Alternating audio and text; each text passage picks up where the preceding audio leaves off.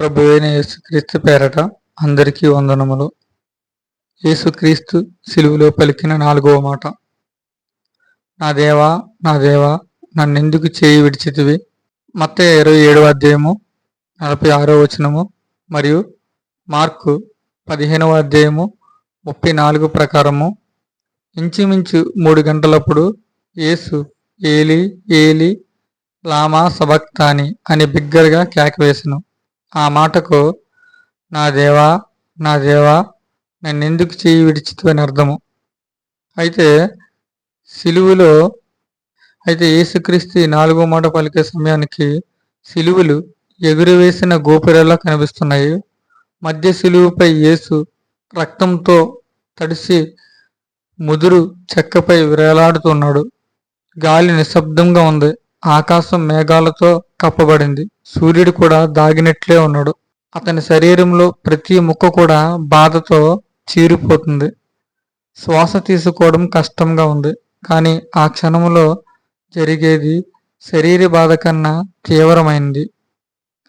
ఇంచుమించు 3 గంటల సమయము. అప్పుడు యేసు గుండి పగిలేలా గలంతో ఇలా కేకవేశాడు, ఏలీ ఏలీ లామా సబక్తాని అని.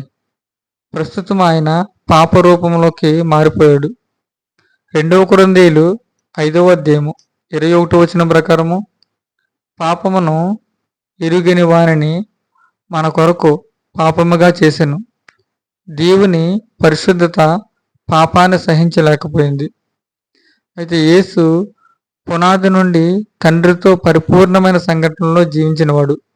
ఇప్పుడు ఆ సంబంధాన్ని కోల్పోయిన బాధను అనుభవిస్తున్నాడు. ఇది నరకపు శాస్త్రి కన్నా ఎక్కువ. ఇది దేవునితో వేరుపడని ఆత్మ నిస్సహాయత. అయితే ప్రవచనాలు నెరవేర్చబడ్డాయి. దావీదు రాసిన కీర్తనలో 22వ అధ్యాయము 1వ వచనం ప్రకారము దావీదు ఏళ్ల క్రితం ఇలా రాశాడు, నా దేవా నా దేవా నీవు నన్నేలా విడనాడితివి. నన్ను రక్షింపక నా ఆర్తధ్వని వెనక నీవేళ దూరముగానున్నావు. ఇప్పుడు ఆ ప్రవచనము యేసుక్రీస్తు సిలువుపై నెరవేరింది. అది యేసు మాత్రమే చెప్తున్న మాట కాదు. అది ప్రతి పాపి అనుభవించవలసిన బాధ. ఆయన మన స్థానంలో నిలిచాడు. మన కొరకు తట్టుకోలేని శిక్షను ఆయన భరించాడు. యెషయా 53వ అధ్యాయము 4 మరియు 5 వచనాల ప్రకారము, నిశ్చయముగా అతడు మన రోగములను భరించెను, మన వ్యసనములను సహించెను. అయినను మొత్తబడిన వానిగాను, దేవుని వలన బాధింపబడిన వానిగాను, శ్రమ నొందిన వానిగాను మనమతనిని ఎంచితిమి.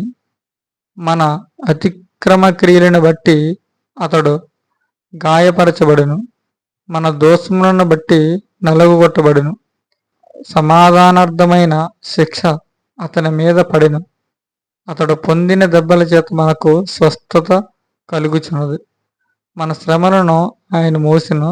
యేసు నిష్కల్మషుడు అయినా అతనిని శిక్షించారు. ఎందుకు?